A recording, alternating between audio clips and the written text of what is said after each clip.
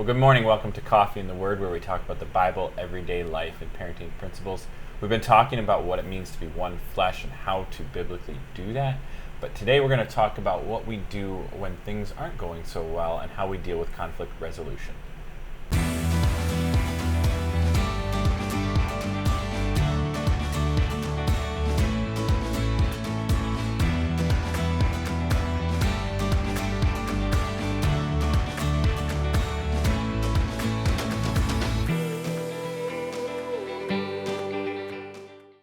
Good morning and welcome back, guys. We wanted to just finish up this One Flesh series with a look at kind of, what happens when there are bumps in the road. Even if, we kind of at the very beginning, after we introduced the topic of one flesh, we took a look at divorce and division, and maybe you're not that far down the road. But certainly even Maybe you do well most of the time. Right. Even in marriages that are focused on Christ and running that race together, there are hiccups. There are places where we get off course. There are times that we have conflict. So you remember when she said she's not emotional and she doesn't cry? She really doesn't. Like, I could probably count on two hands how many times I've seen her cry. Except when she was pregnant. I'm like... Those are free. Yeah. Free parking. I'm not counting pregnancy. And actually, for 1 and 2, she didn't cry that much. It was number 3. Number 3. He was a surprise.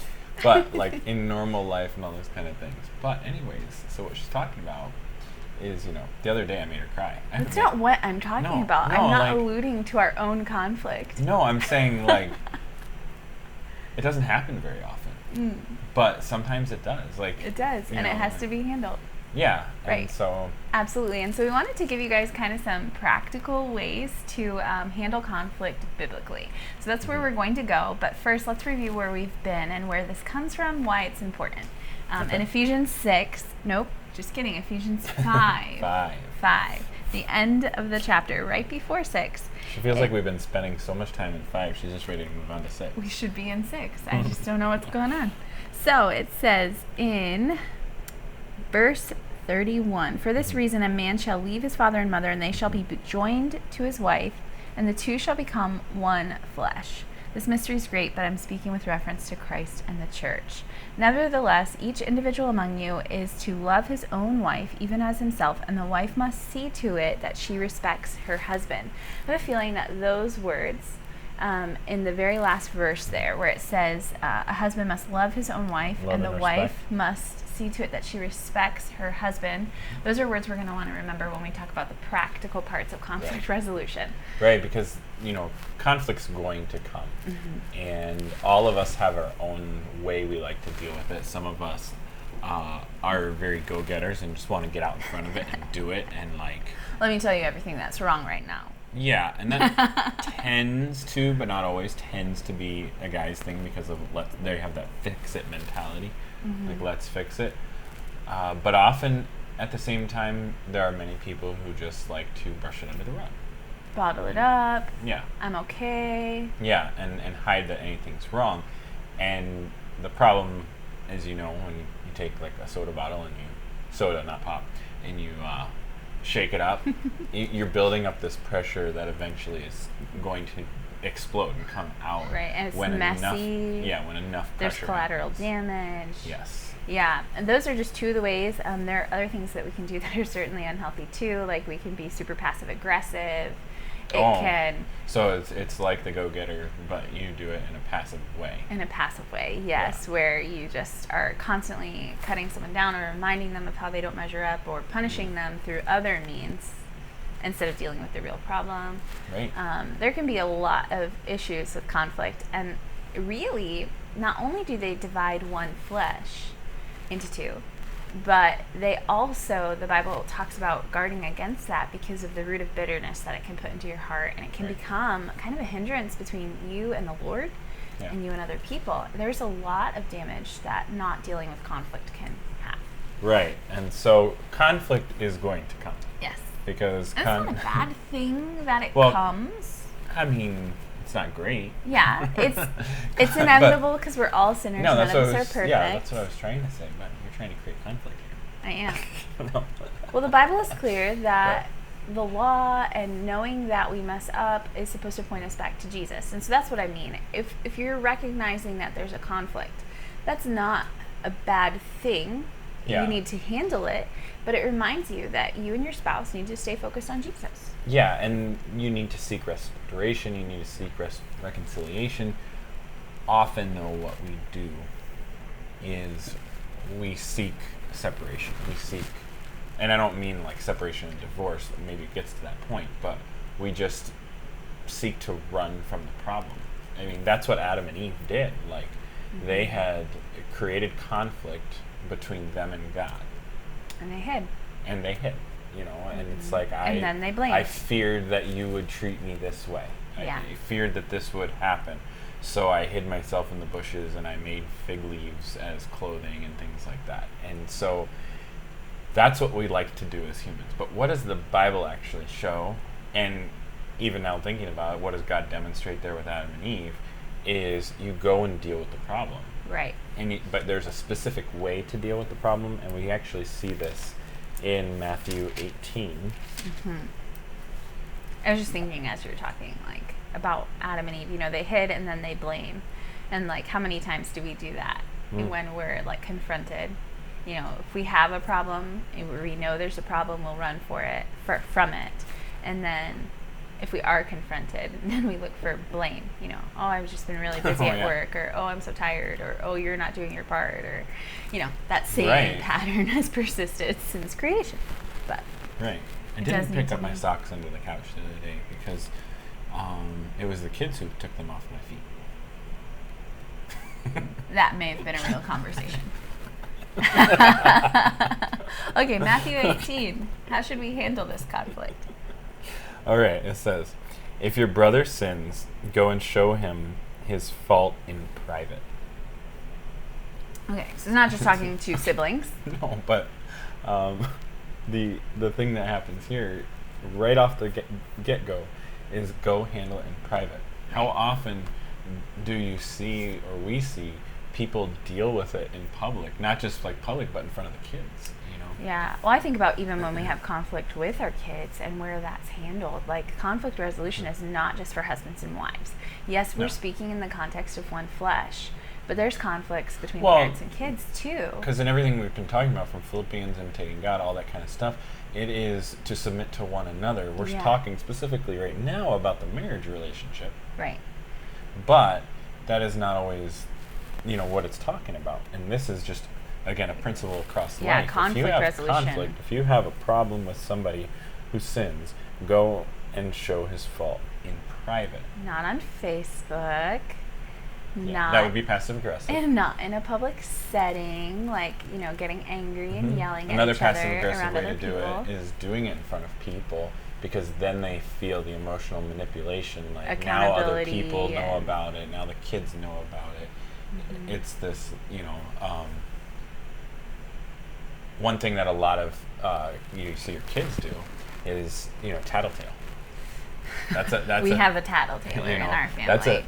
That's a passive aggressive way of dealing with it. It's like, well, I know there's conflict here. I want my way, so I'm going to go to the authority, tell them so they deal with the problem. Yeah. Yeah, and the very first step is go to them personally, not go to someone else. Even if there is an authority that should know at some point, you should give the person the onus to be able to go tell them themselves. Right, and if this is your spouse, like, this is even far more important, because you two are supposed to be one flesh, and you're, like you said before, creating this bitterness and division, like, underneath the soil. And it's undermining, which is a cutting down of respect, which, remember, husbands and wives love and respect. Yeah. You're attacking the foundation of what is supposed to be at the heart of one flesh when you deal with it publicly in that way, when you don't handle it privately. Right. And so it's supposed to be very first step, you and the person, that's it, and in private. Right. And with this, the whole thing, it says, if he listens to you, then you've won your brother. Like, hopefully that's all it takes. Yeah, like, if there's that, I'm sorry. Often, so in the divorce scenario, when we look at the statistics and all that, that exist, there are two main things that cause divorce. One is money, finances, and then the second one is uncommunicated expectations. Right. Which is why the communication But part, right like here, before this, was so but I'm important. saying right here, not dealing with conflict is not communicating your expectations. So you're sitting there knowing that you have a problem with your spouse, your husband or your wife. You have a problem with them. They're not meeting your expectations. Yeah, you're not communicating it. You're not going to them and saying, hey, this offended me, this bothered me. Every time you do this, it bothers me. You know what I'm saying? And not that you're always right either. Right, we're going to get in there. Your situation. Not that, but it opens that communication line that needs to happen so that you can work through the conflict and come to a compromise. Yeah, so at least your expectation is on the table, and it's not that someone is missing the mark but doesn't even know where the mark is. Right. And so you have it's to like, communicate it. That's the bottle up person. It's like you come to some moment and then you just air all the dirty laundry for the last 10 years. Let me tell you why I'm upset. Yeah. Right. And so hopefully you go to them one-on-one and you handle it and it's done. Yeah. That is ideal. If that doesn't happen, there are biblical steps that you're supposed to do, and they still don't include ranting to people on Facebook or gossiping. The next step or looking to advice says, from other people. But if he doesn't listen to you, take one or two more with you, so that by the mouth of 2 or 3 witnesses, every fact may be confirmed. And so at this point, you are bringing in, like it says, 1 or 2. But it's important to understand this is not just any 1 or 2. No. This is somebody who is founded in the Word of God, understands the purpose of this is, again, restoration and reconciliation, not let me annihilate you and show you all the wrongs you're doing. The goal when you leave that time with the person is not that they realize, gosh, I'm awful. It's that they realize, wow, there's a path to something better through Jesus, and that's what I want. And so you need the right people. It's kind of like if you were in court and you needed to have witnesses called on your behalf, the credibility of them matters. Like, you don't just choose anybody. In this instance, like, their spiritual walk matters. The way they view the situation matters. Like, if it's too personal, if it's too, like, emotional, like, that might not be the right person. You need somebody who's just going to reiterate truth. Right? Yeah. Well, and just be support there, you know, in that situation. And so hopefully in a husband-wife scenario, the other aspect would fix the problem, because it would open the communication lines. You would do the practical communication we just talked about a couple of days ago. You would be intentionally trying to fill up one another's love tank, you know, do those things. Right. This is the scenario that you've gone and communicated the expectation. We've talked about things, and it's still like they're going to be stubborn and obstinate and stand over here and say, right, I'm right over here. And in that scenario, now you have a person who's not operating Ephesians 5 and 6. Right. Biblically, not operating Philippians 2. Because they're not imitating Christ. And so now this isn't about the issue of he won't pick up his socks, and I've talked about that with him. Now this is more like, does this person even know who Jesus is? Right. Are they choosing to live unrepentant in sin? And so practically for you, you know, who's this person in a marriage relationship? Right. It's not your children. It could potentially be like parent. If they are a strong believer, you have to be careful, because you don't want to feel like I'm bringing my side, like, of the family against you or something. Like, you have weird dynamics when it comes to marriage. This really could be your pastor or a biblical marriage counselor. Like, they are that second or third person. Right, exactly. That becomes party to the situation. It's not personal to them. They're not involved in the hurt. This is not an intervention of, here's 8 people that you have hurt because of the sin that you're refusing to acknowledge. That's not what this is. Yeah. This is biblical accountability, somebody who can minister perhaps to the heart of the person if they are choosing to reject the Lord in this matter, not just you now. Right, because what you're seeing is this progressive drawing away. And so let's just assume that they didn't know anything about the expectation. Mm-hmm. You know, you've gone and communicated the expectation.